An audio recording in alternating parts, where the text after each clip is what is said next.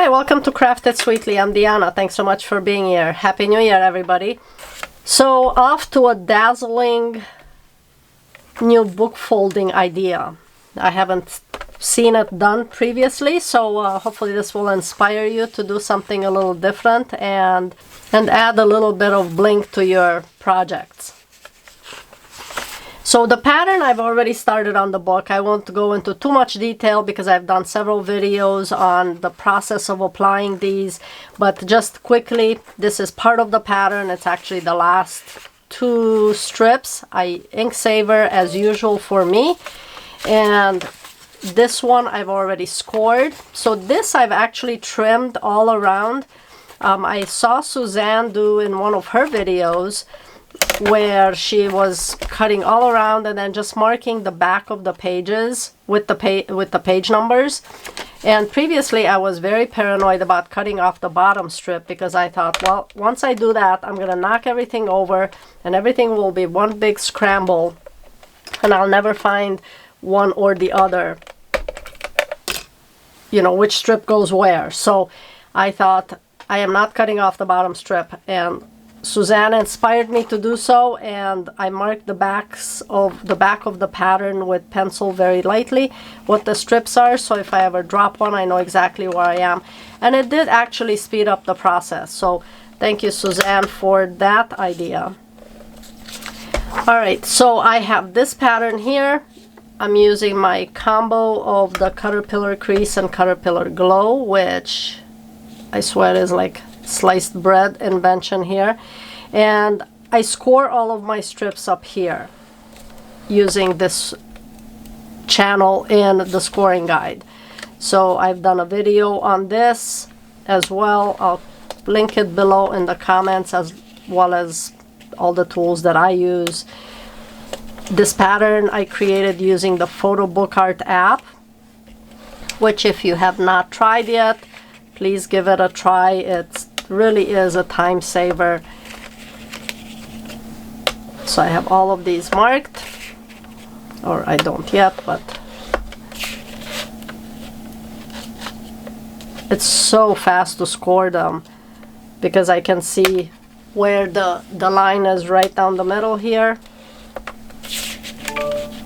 and then I have all my strips scored, and then it makes the process so much faster. And you're probably wondering what in the world with this, with this Morse code looking pattern. Alright. And then I use the cutter to cut all of these strips, and now it's so much faster.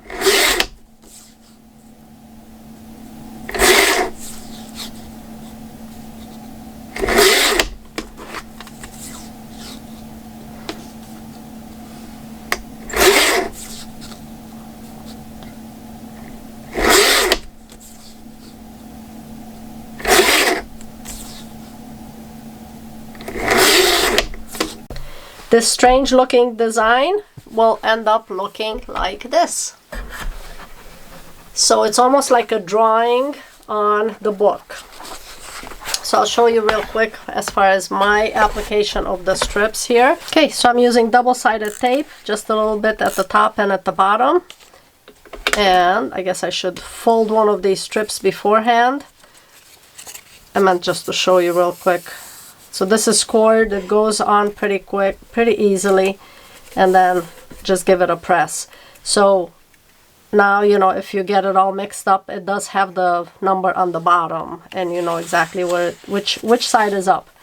So when you put these on, if you haven't done any before, make sure that this is flush right at the top here, and then all the way butts up against the page completely. And that's it. So same thing, you know, you're just gonna make sure this is folded right down the score line, which now is easy to do. Give it a slight press, and then apply. So I'll finish up the book and then I'll show you the next fun thing to do with the book. once you're done with it. And this really works with any patterns that are bolder. You don't want to do anything that's probably too detailed because it makes it a little more complicated, but I thought this design would be perfect for it. And if you, I don't know, you probably can tell, I'm not sure if you can tell on camera, when I printed this just on white copy paper. I didn't care, like it wasn't anything that was too, you know, high quality paper, because I figured, you know, this is mostly gonna get covered. But you might be able to tell up to here it's more of a tannish, like almond kind of color, and then this is pure white. I'm not sure how I ended up with two colors of white paper in my printer, but didn't really notice until I got about here and I wasn't about to start over. And obviously the rest of the book is all white now, so I'll figure out something to kind of cover this. Maybe I'll dust everything with pearl to give it a different sheen. So I'll see how I fix that, but I did not feel like starting the book over. So that's one thing to always keep in mind when you think something is messed up. Figure out a way to bring it back to life. Figure out a way to change it and it's still going to work. So, you know, if your pattern is short and you have a bunch of blank pages at the end, maybe you can add the person's name or a date on there. So figure out a way you can fix something, which is what I'm gonna do with the goof that I did there. So, all right, I will finish this book and then I'll show you the next step. Okay, the book is finished and this is what it looks like. So it pretty much looks like a coloring page. I tied this so that I can stabilize the book at the bottom like this, and I do have a video on how to stabilize, and I generally do this with all my books. That way it keeps the pages in place. They don't curl within each other, you know, kind of like they nest within each other if you don't have that. So now I'm ready to do the next step. And at this point I need the book to be in a set position. I don't want it to constantly move or change, you know, how far, even though it's stabilized at the bottom, it's just easier. And I'm using one of these pencil organizers, I think. You can probably get these at the dollar store. So book is sitting in here and now I can work on it. And I'm not sure if you can see it on camera. This strip, as I mentioned, is my ivory kind of shade and this is the white. So now I do have to kind of disguise that. Let's hope that this method works. I am using a stamp, London Fog, kind of a gray color, because I will color this part in and I will color the outline, I mean the outside part. So this can be almost like a gray background. So hopefully this will work, and I'll just kind of tap along to kind of hide the different shades, and this is gonna draw the eye from it. So it's almost like a background color.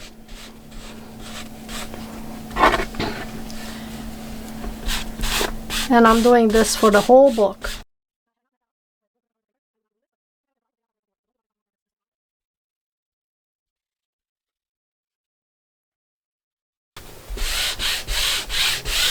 I'm just going back and forth on it to kind of color the whole area.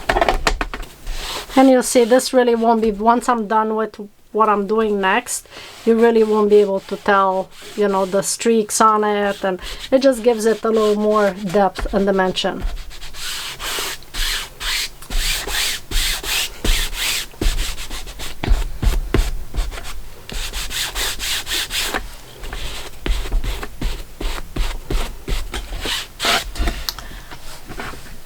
Okay, so that's almost like penciled the whole background, charcoaled, I guess, almost look to it.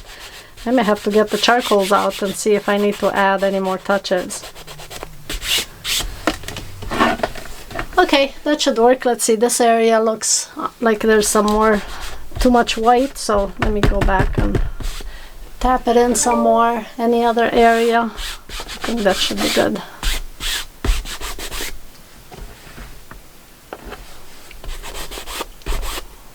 Can really see the whiter areas better on camera almost than when I'm looking at it straight on.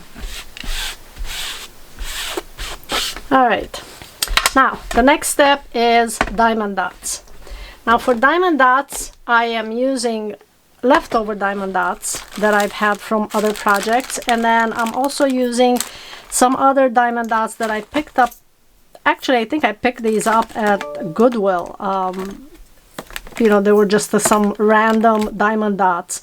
So what I would suggest before kind of starting to glue things onto this is taking a printout of this image. Once you have the image done, and obviously you would be skipping this step if you didn't mess up your page, but I printed out a replica of what went on here, or the cover page basically, so that I can color it in and make sure I'm happy with the way it's going to look once I add the diamond dots to it.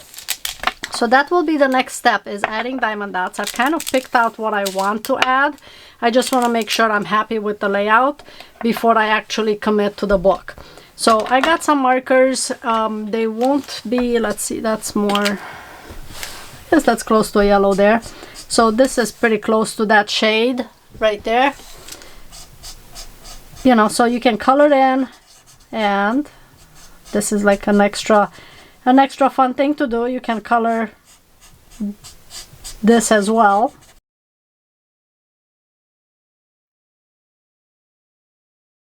Okay, so I won't do all of it, but I just wanted to get an idea if I'm gonna be happy with the way this looks. So again, these are gonna be much brighter than what's on my paper.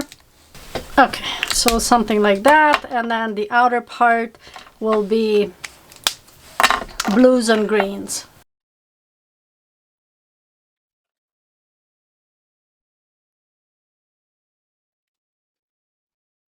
Okay, I think I'm good with that. Okay, so that's what I'm kind of going for the book. So I'm happy with it. You can take advantage of coloring the page for a different project.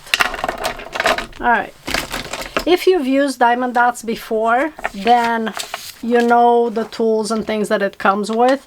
If this is the first time and you're considering adding diamond dots to your book fold, then what you really will need is a tray. I like this tray that, you know, diamond dots are used for, because it has the little ridges to it, and then when you shake it, they kind of all line up and they all land right side up. One of these pickup tools that has a tiny little hole at the top where you would be adding a tiniest dot of wax to it, and that helps you pick up the diamond dot. So I will start in the center, so I don't really need these green ones yet, which are going to be impossible to put back in that, so I'm just going to set them off to the side. I would actually have another tray, so I'll just use that tray. Alright, so now for the book. I'm going to pour some glue in something, so instead of adding glue kind of with a drop or with a nose tip bottle, that's gonna possibly drip in between. So I would rather do a brush for this so that I can, you know, brush as I'm going along. I just took an artist palette like this. I'm gonna pour a little bit of art glitter glue. Now it's called art glitter glue, but there's no glitter in it. That's just the brand name if you're not familiar with it. And let's get myself situated here, and then I'm just gonna start painting with diamond dots basically. So I'm gonna dip this in, and then add, you know, you don't want to add too much glue because then it's gonna dry out before you get a chance to glue it. So this is the one that I'm doing yellow.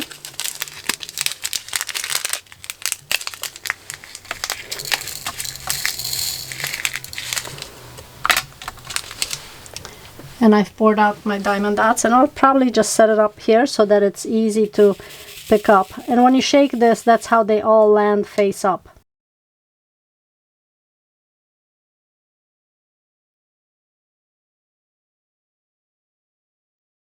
Just like that, you add the diamond dots to it instead of color.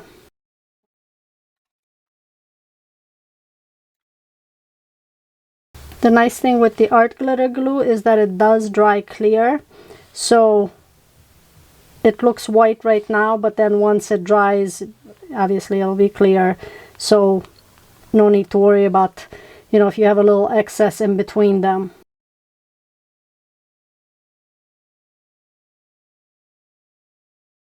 So just like that, you're gonna keep coloring along. Just another idea for your book folding. Instead of using markers or cardstock to color, this is another possibility.